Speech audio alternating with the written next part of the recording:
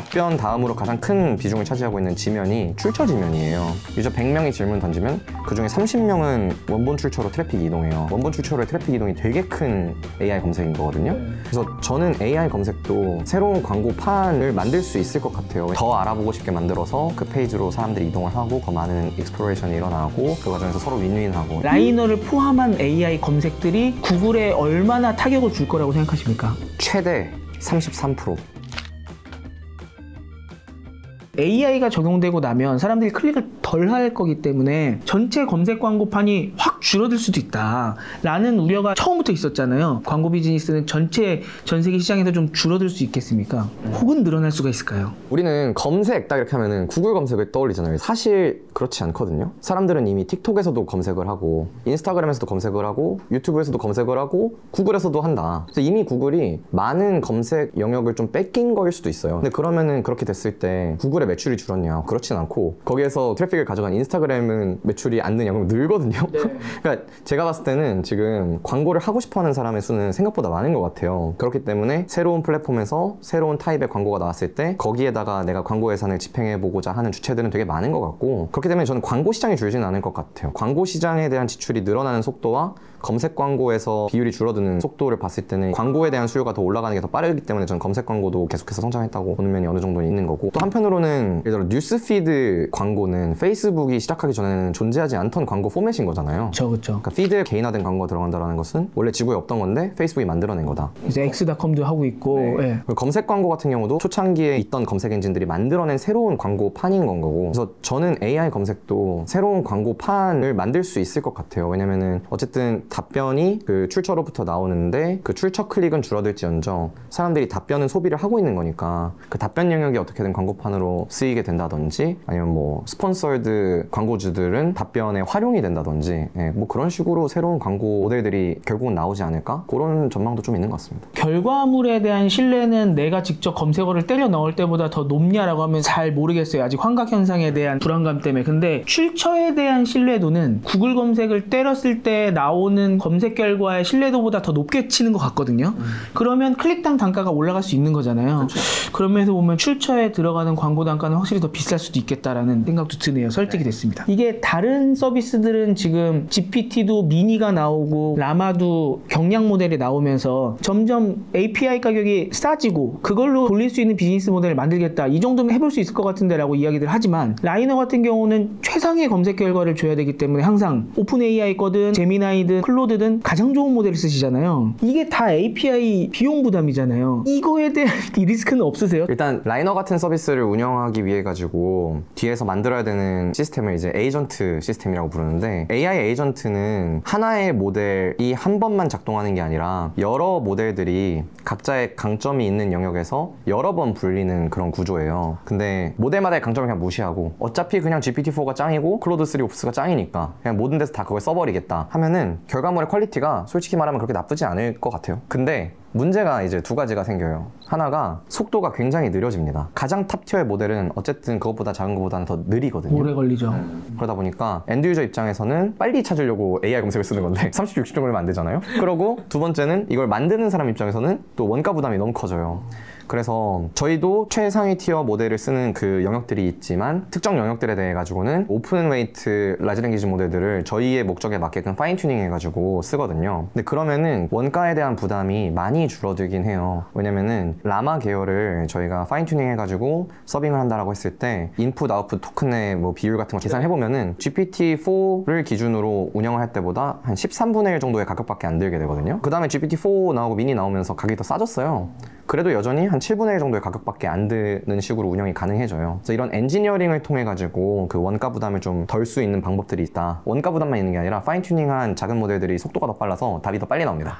네, 그거까지 UX도 도움이 됩니다. 근데 이게 또 장기적으로 놓고 보면은 말씀하신 것처럼 모델들의 가격은 싸지고 속도는 올라가고 성능은 좋아지고 있거든요. 그래서 일종의 무어의 법칙 같은 효과가 있어가지고 마치 컴퓨터를 제조하던 회사들이 컴퓨터를 만들어내는 데 들어갔던 원가 부담이 이제 점점 그냥 칩 가격이 떨어지면서 싸지듯이 LLM을 이용해가지고 서비스를 하는 저희 같은 회사들도 원가 부담이 이거는 그냥 트렌드로서 줄어드는 게 좀 있어요. 그래서 이거는 장기적으로 봤을 때는 저렴한 거에 수렴을 할 가능성이 아주 높고, 저희는 이제 그 혜택을 누려야 되는데 이게 또 재밌는 게 스타트업이라는 게 모두가 그걸 알게 된 시점에 시작을 하면은 늦거든요. 네. 네. 그래서 그 미래를 믿고 그러면 그때 가가지고 우리가 그 모든 혜택을 누리기 위해서는 오늘 어떤 사업을 해야 되는가. 근데 현재 상황에서도 리스크를 최대한 제외하려면 어떻게 해야 되는가 해서 이제 에이전트 시스템으로 서비스를 하되 그 원가 부담을 절기 위해 엔지니어링으로 파인 튜닝 같은 것들을 하고 뭐 그러고 있습니다. 직접 거대 모델은 안 만드십니까? 아주 롱텀에는 가능할 수도 있는 그 길이라고 생각을 하는데요. 솔직히 단기간 내에는 없고요. 없는 이유는 메타 같은 곳에서 내는 오픈웨이트 모델을 파인 튜닝 하는 것만으로도 퍼포먼스가 높게 나오기 때문인 거고. 근데 이렇게 말하면 파인 튜닝 되게 쉬운 것 같지만 네. 사실은 파인 튜닝을 하기 위한 데이터셋이 있어야지 이게 가능한 건데 그 데이터셋이 유저들로부터 나오는 것이기 때문에 사실 아무나 이렇게 할 수 있는 것은 아니긴 합니다. 네. 네, 어쨌든 파인 튜닝 하면은 퍼포먼스가 높은 게 나와서 이제 그걸 하니까 지금은 안 만들 것 같고요. 저희의 철학은 초반부터 그런 게 있었어요. 드랍박스의 케이스인데요. 드랍박스가 클라우드 스토리지잖아요. 그렇죠. 근데 드랍박스가 맨 처음에 출시할 때 아마존 AWS에 있는 S3라고 하는 클라우드 스토리지로 서비스를 만들었거든요. 아, 네네. 그래서 되게 드랍박스가 욕을 많이 먹었어요. 사람들이 저거 왜 쓰냐 했는데 드랍박스 잘 썼잖아요, 사람들이. 그 다음에 커가면서 유니콘이 되고 이런 과정 속에서 서서히 그 S3를 쓰던 아키텍처를 자체 그 스토리지로 옮겨요. 네. 지금은 클라우드 스토리지가 다 자체 운영되는 걸로 알고 있어요. 저는 이게 아름다운 그림인 것 같거든요. 우리가 나중에 드랍박스처럼 스토리지를 다 운영하는 기업이 될 거라는 그림을 그리고 있더라도 요거를 갑자기 데이 1부터 만들려고 하면 투자금은 엄청 큰데 고객은 있을지 없을지 모르는 리스크를 져야 되니까 지금 저희가 하고 있는 것처럼 처음에는 저렴하고 싼 모델, 가능하다면 이제 파인 튜닝까지 들어간 걸로 이제 시작을 하다가 서서히 이제 자체 모델들로 계속 변환해 가면서 가져가는 게 아름다운 그림이지 않은가 생각하고 있습니다.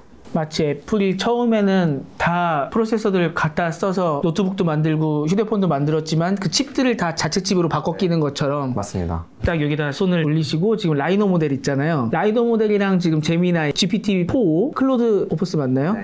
어느 정도 됩니까? 여쭤보냐면 막 눌러보면 라이노 모델이 생각보다 대답이 되게 괜찮더라고요. 네. 어때요? 저희가 라이너 베이직이나 라이너 프로가 있는데 라이너 유저들이 라이너에서 물어봤던 질문들에 좋은 답을 하는 모델이 되게끔 학습한 거기 때문에 라이너 베이직이나 라이너 프로가 GPT-4보다 모든 걸 다 잘합니다. 이러면 거짓말이거든요. 근데 적어도 라이너의 질문을 하고 그 질문을 잘 이해해서 쪼갠 다음에 그 각각에 대해 가지고 좋은 답을 써내리는 거는 라이너가 더 잘합니다 하면은 그거는 맞아요. 요런 거는 이제 그 벤치마크 다 할 수 있거든요. 저희가 라이너 에이전트 시스템이 도는 데에 뭐 해야 되는 여러 가지 일들이 있는데 그 중에서 라이너 베이직이나 프로로 되어 있는 영역들을 다른 GPT-4나 4나 이런 걸로 이제 벤치마크 결과를 해보면은 지금 라이너가 더 좋은 영역들이 많아요. 근데 가격은 이제 7분의 1, 속도는 더 빠름. 마음 같아서는 많은 분들이 다 라이노 모델로 하셨으면 좋겠다는 마음이 있으시겠군요. 그쵸. 사실 저희는 그냥 좋은 답만 유저가 받고 잘 갖다 쓸 수 있도록 포매팅 해드리고 하면은 저희가 할 일을 다 한 거라고 생각을 하는데 참 신기한 게 어떤 유저분들은 라이너보다 GPT 계열의 문체를 더 좋아하는 분들이 있으세요. 클로드 계열의 문체를 더 좋아하고 네네네. 참 신기하더라고요. 저희가 맨 처음엔 그래서 그 모델 선택 기능이 없었는데 그냥 그 문체를 더 좋아하길래 이제 해드리는 거거든요. 저희가 원가보단 조금 더 하더라도 결국은 더 좋은 경험 가져가면은 그게 장기적으로 리턴이 있을 거라고 생각해서 라이너 베이직을 꼭 쓰길 막 바라거나 그러지는 않습니다.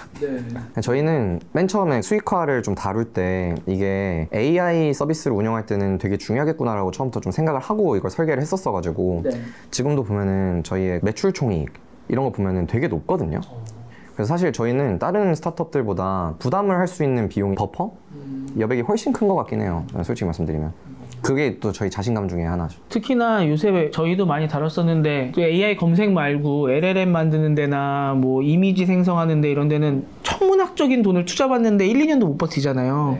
근데 이렇게 비용 컨트롤 하면서 수익을 내가면서 하시게 되면은 남들 글로벌로 몇 천억 몇 조 받은 데보다도 더 효율적으로 운영할 수 있는 거잖아요. 그런 면에서 좀 대단하신 것 같고요. 요거는 퍼플렉시티의 문제인데 이것도 이제 라이너한테 나중에 질문이 올 것 같아서 제가 퍼플렉시티의 외국 인터뷰들을 보니까 저작권에 관련된 문제들이 굉장히 많이 제기되더라고요. 라이너도 좀 받지 않으십니까? 이 결과물이 결국은 어디서 출처를 갖고 가서 보여주는 건데 나는 그 출처에 들어가고 싶지 않아.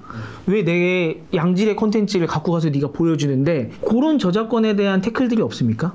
근데 제가 퍼플렉시티 내부 사정을 잘 몰라가지고 뭐가 맞는지는 잘 모르겠는데 퍼플렉시티에서 그 문제가 났던 거는 거기가 퍼플렉시티 페이지스라고 하는 걸 내는데 그게 글쓰기 툴이거든요. 그렇죠. 근데 글쓰기 툴에서 이제 저작권이 있는 것들을 가져다 쓴 다음에 거의 그대로 이제 글을 써가지고 좀 문제가 됐던 것 같아요. 근데 거기도 막 검색만 할 땐 지금처럼 막 욕먹진 않았었는데 어쨌든 저는 글쓰기라는 컨셉에서는 저게 조금 문제가 되는 건가 싶기도 하고, 또 다른 한편으로는 결국은 같이 잘 돼야 되는 거잖아요. 같이 잘 되는 게 뭐냐 이러면은 그 원 저작자들의 원 저작물로 트래픽이 이동하거나 아니면은 원래 일어났어야 될 수익이 보전되거나 인 건데, 퍼플렉시티는 이제 수익 쉐어를 해주겠다고 하고 있는 건데, 만약에 그게 이제 글로벌에서 표준이 되면 뭐 저희를 포함한 모든 AI 검색들은 아마 그렇게 될 것 같고, 근데 그게 아니라 저희 답변 화면에서 답변 다음으로 가장 큰 비중을 차지하고 있는 지면이 출처 지면이에요. 그리고 실제로 그 출처를 클릭해서 들어가는 사람의 비율이 되게 높아요. 저희가 지금 보면은 유저 100명이 질문 던지면 그 중에 30명은 원본 출처로 트래픽이 이동해요. 저희는 사실 그 원본 출처로의 트래픽 이동이 되게 큰 AI 검색인 거거든요.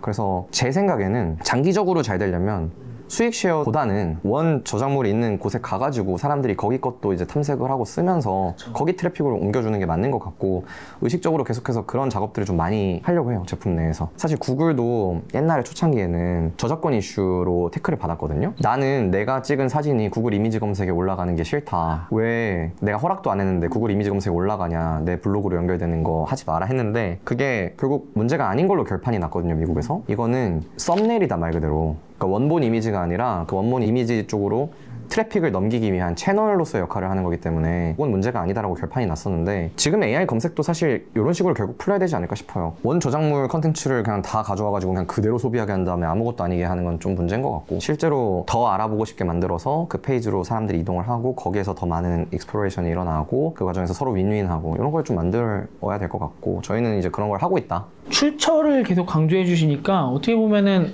AI 검색에서 퍼플렉시티는 이제 앤서 엔진이라는 얘기를 하는데, 라이너는 조금 더 검색에 가까운 느낌이 들거든요. 특히나 많은 지금 기업들이 벌써부터 걱정을 하는 게 SEO는 어느 정도 됐어요. 다들 이제 알았잖아요. 좀 이렇게 테스트 해보고 하면은 이게 알고리즘이 이렇게 돌아가는구나, 대충 이렇게 하면은 내가 좀 상위 검색에 걸릴 수 있을 것 같아 라는 이제 답들을 아시게 됐는데, AI SEO라고 해야 되나요? 뭐 이쪽은 이제 앞으로 펼쳐질 거라서 굉장히 걱정 많이 하시거든요. 지금 라이너의 이 중요한 출처 속에 들어가기 위해서 어떤 작업들을 하셔야 AI가 얘는 중요해 라고 판단을 내립니까? 제가 이 질문을 한 2개 정도로 좀 쪼개보면은, 일단 SEO를 잘 한다라는 것은 구글 SEO를 잘한다인 거잖아요.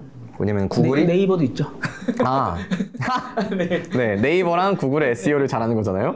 왜냐면 그들이 이제 평정했으니까. 네. 지금 AI 검색씬에서는 아직 평정한 곳이 없어가지고 AI 시대에 AI 검색에서 상위 노출되려면은 어떻게 해야 됩니다 라는 거는 솔직히 말하기가 어려울 것 같아요. 네. 근데 만약에 라이너다. 네. 라이너에서 그 어떤 웹페이지가 상위에 올라가기 위해서 필요한 것들은, 일단 어소리티가 높은 도메인이 되는 건 중요해요. 이런 건 모든 검색 엔진 다 비슷할 텐데, 결국은 구글이나 뭐 빙이나 저희 DB나에 있는 웹페이지들이 이렇게 뜨는 거여가지고 거기에서 원래 상위 노출되던 곳들이 상위 노출은 될 거니까 기존에 하던 전략들을 그대로 유지하는 거는 그냥 있는 것 같고요. 근데 여기에 더해서 사람들이 답변을 받은 다음에 좋아요, 뭐 싫어요 이런 걸 하거든요. 그리고 특정 웹사이트를 이제 들어가거나 안 들어가거나 하고, 거기 보면 저장 기능도 있고 그 사이트라는 버튼 통해 가지고 포매팅해서 가져가는 것도 있고 이래요. 이런 고품질 문서라는 시그널이 늘어나면 늘어날수록 그 웹사이트는 다음번 랭커 모델 학습에서 상단으로 갈 가능성이 높아지거든요. 그래서 결국은 유저한테 유용한 정보를 준, 유저가 이제 나 이거 신뢰해 라는 거에 가까운 시그널을 준 그런 문서가 올라가는 거라서 이제 그런 걸 잘 구축해야겠죠. 그렇게 들어보면은 굉장히 인터넷 세상이 깨끗해지는 거네요. 그게 이제 저희가 꿈꾸는 미래예요. 네. 잘 되면 그렇게 되는 거고, 근데 지금 많이 걱정하시는 거는 생성 AI 때문에 너무 쓰레기 페이지가 많이 생긴다, 그런 분들도 있으세요. 예전에 나 구글 썼을 때보다 지금 너무 불편해, 상위에 노출되는 게 예전보다 너무 지금 안 좋은 결과물이 많이 나와라고 하는데, 그걸 거르기 위해서라도 AI 검색을 써야 될 수도 있는 거고, AI 검색을 많이 쓰다 보면은 정말로 사람들이 필요로 하는 페이지들이 출처로 많이 올라올 수도 있는 거고, 그게 이제 AI 검색의 플라이 휠이겠군요. 네, 완전 맞고, 확실히 AI가 글을 써내는 거를 하기 시작하면서 이상한 웹페이지들 진짜 많이 늘어났어요, 구글에 보면은. 근데 그러면 우리가 그 이상한 웹페이지를 어떻게 이제 걸릴 거냐에 이제 싸움으로 들어가는데, 그거를 기술로 할 수도 있고 뭔가 시스템으로 할 수도 있는 건데 저희는 이제 그거를 과거 한 8, 9년 동안은 사람의 손으로 해왔던 건 거거든요. 근데 저는 앞으로도 이게 유효하거나 더 유효할 수도 있을 것 같아요. 그러니까 사람들이야말로 사람한테 가치 있는 정보가 뭔지를 딱 알잖아요. 그러니까 예를 들어 막 어벤져스 영화 본 다음에 쿠키 있나 없나 같은 걸 검색한 다음에 들어갔는데 오늘은 알아보겠습니다. 안녕히 계세요. 끝나는 블로그들을 굉장히 화나죠. 그죠? 그 블로그를 북마크하거나 하이라이트 한다거나 그런 사람은 없는 거거든요. 이걸 너무 누르고 싶어요. 네, 그죠? 그러니까 싫어요 누르고 싶잖아요. 그래서 이런 사람이 이 웹페이지에서 좋은 정보를 가져갔어 못 가져갔어 라는 그 시그널을 되게 확장 가능한 방식으로 모을 수 있는 게 어쩌면 이 AI 시대에서 진짜 좋은 AI 검색을 만드는데 키일 수도 있을 것 같은 생각이 좀 있어요. 이제 이 파트는 저희가 되게 자신 있는 영역이거든요. 저희는 이제 요거를 밀고 계속해서 구글 상단에 있던 문서니까 생각 없이 그냥 쓸게가 아니라 우리는 사람들이 신뢰한 웹페이지들이 많이 모여있는 웹사이트들을 더 신뢰할 거야. 그래야지 사람들이 더 좋은 답을 가져다 쓸 때 자신 있는 답을 줄 가능성이 높아. 이런 철학을 이제 가져갈 수 있을 거라고 믿고 저희는 그렇게 개발하고 있습니다. 구글도 AI 오버뷰를 넣고 하고 있잖아요. 구글도 데이터를 모으고 있는 것 같은데 구글도 아무튼 대응을 하고 있단 말이죠. 지금 AI 검색 시대에. 원래부터 구글 잡겠다고 하셨잖아요. 그러니까 라이너를 포함한 구글 외의 AI 검색들이 구글에 얼마나 타격을 줄 거라고 생각하십니까? 최대 33%. 어디서 나온 수치입니까? 제가 구글 이기겠다고 하니까 나중에 구글 클라우드 플랫폼 이런 것도 이기는 거냐 막 이런 얘기들이 나오는데 그게 아니라 구글 검색을 이기겠다는 얘기잖아요. 그리고 구글 검색을 이기겠다라는 말도 조금 더 사실 생각을 해봐야 돼요. 왜냐면은 구글 검색이란 무엇인가 보면은 사람들이 검색을 할 때 꼭 정보를 찾는 건 아니에요. 거기다가 유튜브 이렇게 치는 사람도 많고 그죠? 네이버 이렇게 치는 사람도 많아요. 이런 것들을 이제 내비게이셔널 서치라고 부르거든요. 이거는 혁신할 게 없어요. 이거는 그냥 링크 타고 가는 게 최고니까. 그 네이버랑 다음이랑 예전에 매년 검색어 1위 발표하거든요. 네이버 검색어 1위가 항상 다음이었고요. 다음 검색어 1위가 항상 네이버였어요. 지금 아마 네이버 검색어 1등이 유튜브일 것 같은데 근데 그게 의미하는 바가 뭐냐면은 생각보다 전체 검색어에서 내비게이셔널 서치 쿼리가 차지하는 비중이 큽니다. 그게 한 3분의 1 가량 돼요. 전체 쿼리에. 그리고 나머지 이제 66% 남는데 또 거기에 한 절반에 해당하는 33%가 조금 더 커머스적인 것들에 가까워요. 사람들이 이제 인터넷으로 뭐 많이 사잖아요. 예약도 하고. 근데 그것도 저희가 혁신하고자 하는 영역은 아니거든요. 저희가 혁신하고자 하는 영역은 이제 답을 찾는 정보성 검색인 건 거고 저희 같은 회사들이 이제 나타나고 만약에 진짜로 클 수 있다면 이제 요 파트를 대체하게 되겠죠.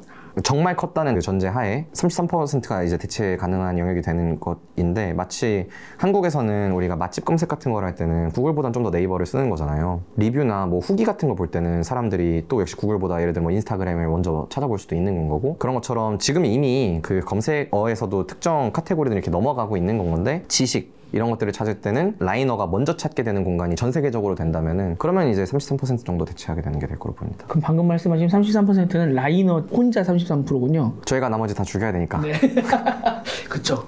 어차피 거의 1인자가 독식하기 때문에 그 여기서 여쭤보고 싶은 게 그 SKT에서 티맵을 중심으로 하는 지역 검색뿐만 아니라 이제 추천까지 들어오는 그러니까 예전부터 내비게이션에 뭔가 로컬 서비스를 붙이고 싶어 했었잖아요. 근데 그게 UI 때문에 안 되다가 이제 AI가 들어오니까 그러면은 네이버가 갖고 있는 지역 검색은 우리가 갖고 가보겠다 이런 식으로 내비게이션 쪽에서 나오더라고요. 이런 식으로 각자 도메인을 갖고 있던 앱들이 AI를 붙이면은 정보를 제공해주고 검색을 대체할 수 있는 거잖아요. 그러면은 아까 말씀해주신 모바일 쪽이 나오면서 뭐 인스타그램에서 검색하고 틱톡에서 검색하고 유튜브에서 검색하는 게 PC 때보다 조금 더 분화됐다고 하면은 AI 시대에는 그게 방금 제가 예로 들었던 것처럼 더 버티컬로 분화될 것인지 혹은 정반대로 애플 인텔리전스가 나오면서 시리한테만 물어보면 어떻게 보면 답 다 받을 수도 있는 거잖아요. 그렇게 한 곳으로 모여버릴 것 같은지 어느 쪽으로 갈 거라고 생각하십니까? 저는 분화됐다가 통합될 것 같아요. 전방위적으로 잘하는 AI 검색을 만들겠다는 거는 좀 많이 어려운 것 같거든요. 말씀하신 것처럼 예를 들어 수백만 명이 쓰는 내비게이션 앱을 갖고 있는 곳이 AI 붙여가지고 뭘 더 잘할 수 있고 막 이런 거여가지고 이런 회사들이 또 여럿이고 저희도 사실 AI 때 시작한 회사가 아니라 그 전부터 있던 회사니까 이게 가능했던 거고 지금 자기들이 원래 갖고 있던 자산 위에서 온갖 것들을 만들어내고 그리고 그게 생각보다 가치가 있어서 실제 사용자도 있는 거여가지고 저는 일단 분화가 될 것 같은데 어디를 중심으로 이게 뭐 통합될지는 모르겠지만 결국은 사람들이 옛날에 맨 처음에 아이폰 있을 때는 여러 앱들 설치하고 여러 앱들을 들어갔지만 지금은 그렇게 많은 앱들을 들어가지 않아요. 쓰던 것만 쓰죠. 네, 쓰던 것만 쓰고 그 앱 하나가 여러 유스 케이스들을 통합해 버렸어요. 그래서 시작할 때는 전 분화될 것 같은데 신기하고 유용하니까. 근데 점점 뭔가 조금 더 스티키니스가 높고 그 사람들이 더 오래 머무르는 무언가가 옆으로 하나씩 먹어가면서 결국 통합을 하게 될 것 같고, 저는 이거 시리가 통합할 것 같진 않아요. 왜냐면은 시리가 이런 것들에 대한 답을 잘 하기 위해 가지고 그 애플이 취하는 그 전략은 보면은 SDK거든요.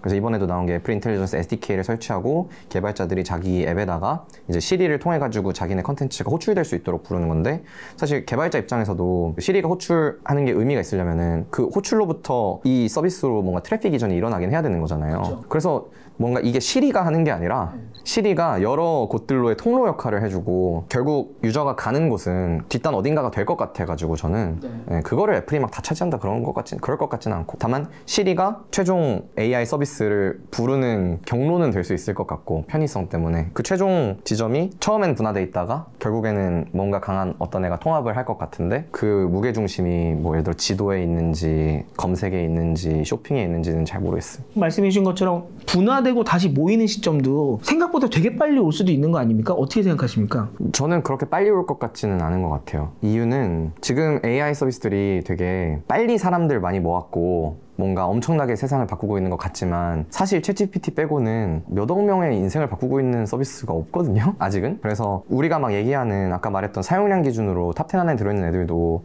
다 몇백만 명에서 몇천만 명 MAU 정도밖에 안 되는 거예요. 지금 우리가 AI라는 기술이나 시대에 갖고 있는 기대치에 비해서는 뭐 온 인류가 막 80억 명인데 지금 많이 써봤자 1000만 명 쓰고 있는 그런 서비스들이 뭐 어떻게 세상을 바꾸겠어요.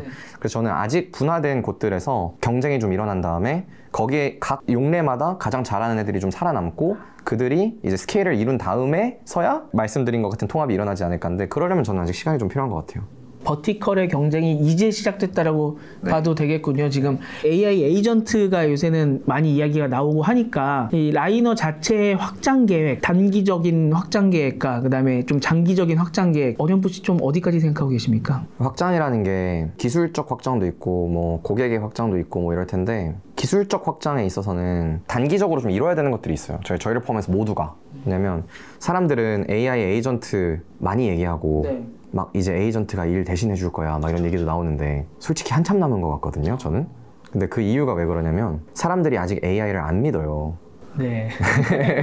마치 이거는 송금 맵인데, 토스인데 송금을 한 10번 하면은 9번은 되는데 한 번 돈이 안 가는 거예요. 저한테는 좀 AI 기술이 좀 이런 느낌이거든요. 정확한 표현 같네요, 진짜. 예. 근데 갑자기 막 앞으로 핀테크가 미래니 모든 게 다 모바일 은행으로 끝날 것이다 라고 그렇게 가겠죠, 결국은. 근데 그게 핀테크란 단어가 나온 해거나 그 다음 해는 아닌 건 거예요. 그렇죠. 그래서 저한테는 그 에이전트라는 말이 아마 그렇게 갈 것 같지만 적어도 예를 들어 올해나 내년은 아니고 지금 우리가 해야 되는 거는 사람들이 믿고 맡길 수 있을 만큼의 퀄리티를 보장하는 서비스를 만들어야 되는 것 같거든요. AI 서비스를. 기술적으로도 제품적으로도. 그래서 일단 단기적으로 저희가 기술적으로 챙겨야 될 거는 이제 그거다. 장기적으로는 저희는 지금 정보 탐색을 혁신한다라는 그 비전 하에 일을 하고 있고 앞으로도 여기에 집중할 거예요. 왜냐면 저희는 이게 가슴 뛰는 사람들이기 때문에. 그래서 사람들이 더 빨리 똑똑해지는 걸 돕고 일을 더 잘 끝내게 돕고 하는 거에만 집중을 할 건데, 근데 보면은 AI 검색으로 그걸 시작을 한 건데 사람들이 AI 검색을 하는 이유가 있는 거잖아요. 예를 들면은 내가 기사를 쓰기 위해서든 보고서를 쓰기 위해서든 PPT를 만들기 위해서든 이 정보는 어딘가로는 간단 말이에요. 장기적으로는 최종 아웃컴까지 잘 만들 수 있는 방향으로 저희가 확장을 해야 될 것 같아요. 지금은 이제 그 리서치나 일의 앞단에 해당하는 자료조사 유스 케이스를 저희가 집중하고 있는 건데, 이게 이제 뒤쪽으로 좀 확장되는 그런 과정을 밟아야 될 것 같고, 기술적으로는 한편으로는 시장이나 고객 차원에서는 그냥 일어나고 있는 확장이 하나 있고 저희가 해야 되는 확장이 하나 있는데, 그냥 일어나는 확장은 뭐냐면 지금 이 기술과 제품이 전 세계에 점점 퍼지면서 알아서 일어나는 어둠션이 있어요. 아까 말씀드린 것처럼 작년에는 얼리 어답터, 이제 슬슬 얼리 머저리티로 넘어가면서 사람들의 질문이 서서히 달라진다. 저희만 해도 작년에 봤던 질문은 전부 다 챗GPT랑 라이너가 뭐가 달라요? 였는데 이제는 퍼플렉시티랑 라이너가 뭐가 달라요? 라는 질문이 나오는 거예요. 서서히 챗GPT가 아닌 다른 프로덕트들로의 확장이 실제로 일어나고 있고, 이건 그냥 누리고 있는 건 거고, 한편으로는 이걸 누리면서 저희가 이제 액티브하게 해야 되는 하나는, 우리는 엄청나게 많은 부류의 사람들 중에서 어떤 부류의 사람에게 먼저 다가갈 것인가, 그걸 지금 저희는 미국의 대학생, 대학원생 연구자로 잡은 거고 그분들이 잘 써주고 계신 건데, 그러면 거기서 이제 우리가 좀 의미 있는 마켓쉐어를 가져간 다음에는 우리가 예를 들어 집중한 국가를 확장할 거야? 아니면은 대학생, 대학원생 연구자에서 다른 전문직으로 옮겨갈 거야? 아니면 고등학생 쪽으로 좀 내려가 볼까? 막 이제 이런 그 타겟의 확장이 일어날 텐데 요건 이제 저희가 선택을 해서 해야 될 것 같고 요거를 이제 잘 해내는 곳이 또 그 다음 레벨로 넘어가겠죠. 아까 제가 이제 재밌는 이야기를 들어서 개인적인 거 좀 여쭤볼게요. 개인적으로 광인회관이라는 곳을 운영하고 계신다 그래서 저는 연남동에 광인회관이라는 데 살고 있고 광인회관은 이제 창업자들이 모여 사는 공간인데요. 대표 9명이 같이 살고 있는 집이고 이름이 광인회관인 이유가 미친놈들인 거거든요. 미칠광 사람인이어가지고 근데 저희가 이제 집에 방을 다 채웠는데 가끔 미친놈들이 보이는 거예요. 이제 너는 방이 없으니까 같이 못 살겠다거나 너는 그래서 광인이 아니라고 하는 건 이상하잖아요. 그래서 이제 비거주 멤버도 있어요. 안 사는 친구들. 그래서 비거주 멤버까지 해서 지금 한 27명인가 8명 정도의 커뮤니티이고 창업자들끼리 있다 보니까 창업자들끼리 공유가 잘 되는 그런 고민들이 가끔 있거든요. 미친 창업자들이 같이 사는 공간이면서 살지 못하는 분들까지 같이 함께하는 커뮤니티군요. 네, 맞습니다.